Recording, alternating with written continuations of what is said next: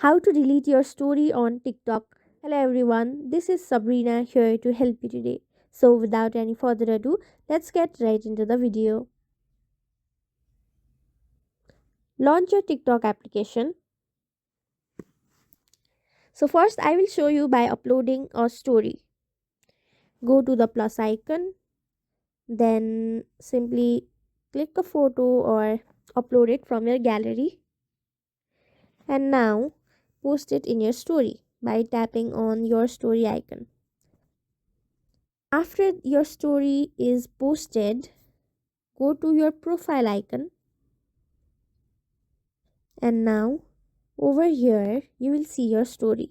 Now in order to delete the story, what you have to do is click on the share icon, and then you will see this trash can icon that says delete. Simply tap on it and then select delete, and your story is now deleted. So that's it. Thank you for watching this video. Make sure to like, share and subscribe to our YouTube channel. If you got any questions, comment them down, and I'll catch you in the next one.